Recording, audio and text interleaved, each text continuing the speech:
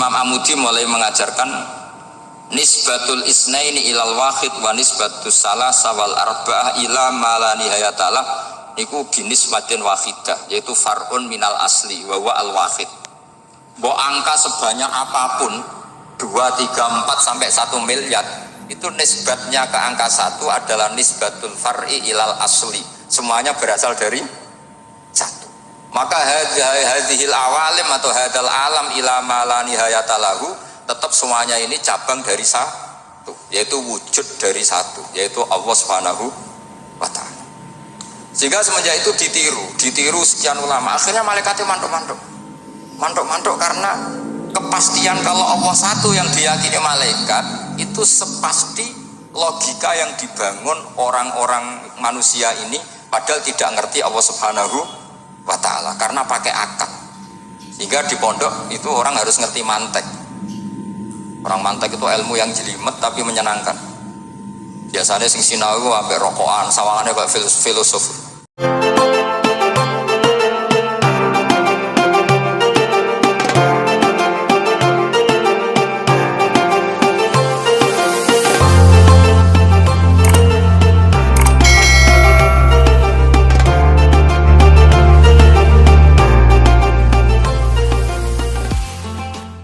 Karena kepastian kalau Allah 1 yang diyakini malaikat itu sepasti logika yang dibangun orang-orang manusia ini, padahal tidak ngerti Allah Subhanahu wa ta'ala karena pakai akal.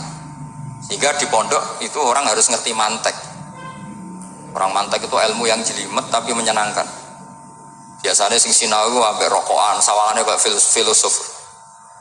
Jadi paling gak agak paham di alasan. Sementing nikmati rokok, tak pikir nikmati pemikirannya, ternyata nikmati rokok. Kayak kemarin saya datang ke resepsinya Gus Agil, saya itu tertawa terus karena dengerin Habib Mutahar. Saya membaca bahayanya rokok, setelah tahu bahayanya saya berhenti membaca. Tak pikir itu kan setelah tahu bahayanya saya berhenti merokok, ternyata enggak. Saya baca bahayanya apa? Merokok. Setelah saya baca, maka saya berhenti membaca, gitu. Bukan berhenti merokok. Itu ilmu kelas tinggi seperti itu harus mantap. Pernah beliau ditegur dokter, Beb, kalau rokok terus nanti mati. Tenang saja, saya masih bawa korek. Dikira itu kan orangnya yang mati, ternyata beliau enteng saja. Santai aja dok, saya masih bawa korek. Jadi saya bukan nyarankan santai rokok, tapi orang rokok itu memang punya logikanya sendiri. Kalau Banafek Hajen itu masih pernah bahas saya juga, karena Banafek juga turunan Mbah Mutamakin. Hak, rokok itu haram tau ora? Nak cara kula darani haram sebuti bah. Lah iya, nak haram ya bener aku. Mulane tak obong, barang haram apike diobong. Jadi saya sama orang-orang sepuh itu tidak pernah menang. Jadi apa ya? Mereka itu orang yang sudah lama, gimana ya, mau dikatakan bulat itu ya, tapi memang nggak pernah kalah mereka. Ada satu kiai masih misananya Mbak Nafek, ini rokok 2 katanya. Bagi yang nggak ngerokok berarti membiarkan 2 haram masih.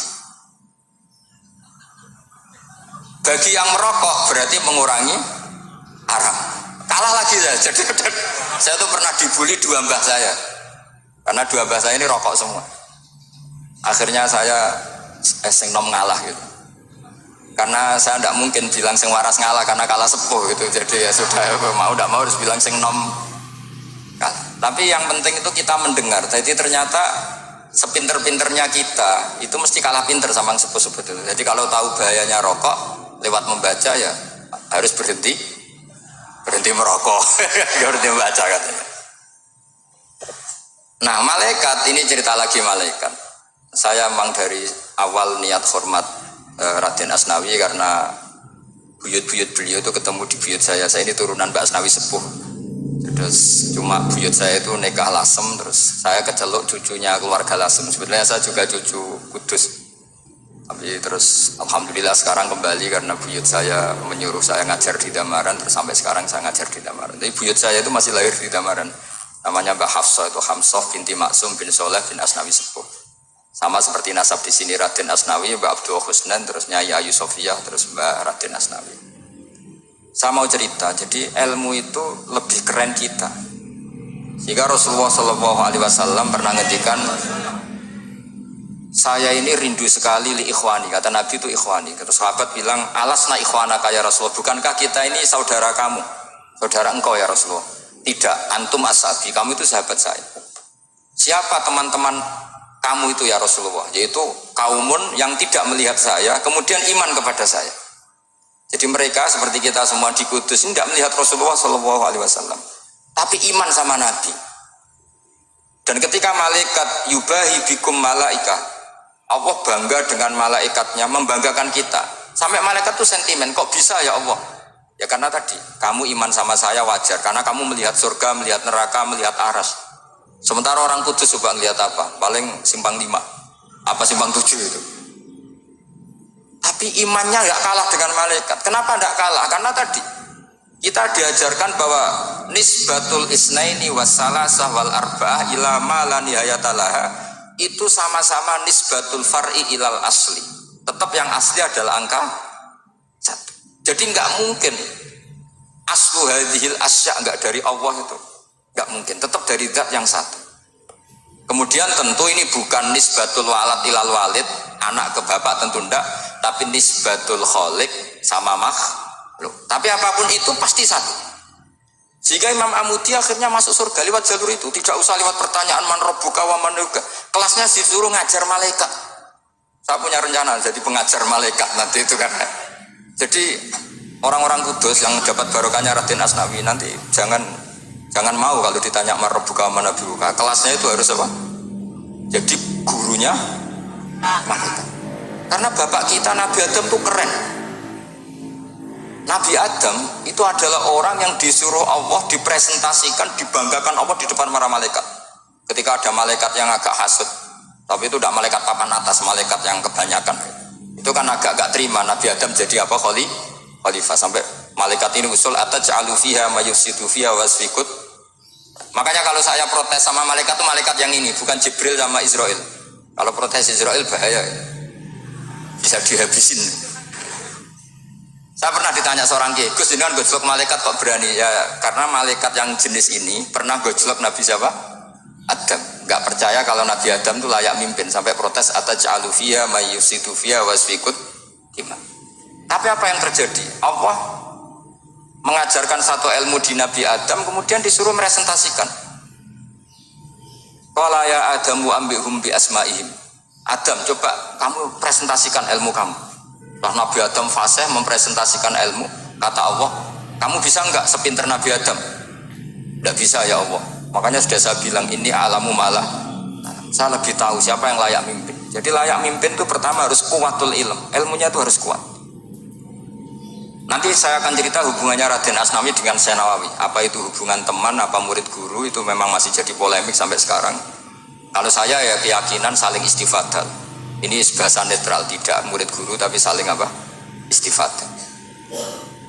Kata Syekh Nawawi dalam tafsir Munir itu, ilmu itu nomor 1. Sehingga beliau setiap ada ayat fa inna hizballahi humul ghalibun, beliau pasti menafsiri bil hujjah wal barohin la bis saulah. Saya masih ingat betul takbirnya, memang saya hafalkan. Dan Syekh Nawawi itu benar, Raden Asnawi juga benar, semua guru-guru kita benar. Karena agama ini sebetulnya bukan masalah negara, tapi masalah logika yang sehat. Uni Soviet itu pernah mengkooptasi Uzbek, Ceknya, Tajikistan. Itu 100 tahun, orang dipaksa ateis. Tapi orang-orang Uzbek, saya sering ketemu lama Uzbek, kadang ketemu di Korea, kadang di Malaysia. Orang-orang Uzbek itu punya basement di bawah tanah. Kemudian di bawah tanah ini mereka ngajarkan tauhid. Ngajarkannya ya gampang. Misalnya ini sesuatu yang ada, iya ini. Ini ada penciptanya enggak? Ya ada. Siapa? Tukang katanya. Yang penting itu enggak ada logika bahwa sesuatu yang ada disebabkan oleh ketiadaan. Lah orang komunis, orang ateis itu orang yang mengatakan alam ini didahului oleh nihilisme, oleh adamiyah. Masuk akal enggak sesuatu yang ada, penciptanya sesuatu yang tidak ada. Sehingga orang anak-anak Uni Soviet tuh nggak pernah kepikiran membenarkan ateis, tuh nggak pernah. Bareng Uni Soviet ada itu Glasnost Perestroika itu kemudian hancur, semuanya langsung menjadi negara Islam, termasuk Uzbek, Tajikistan, karena diajari ilmu, bahwa ilmu itu yang nggak pernah kalah oleh negara.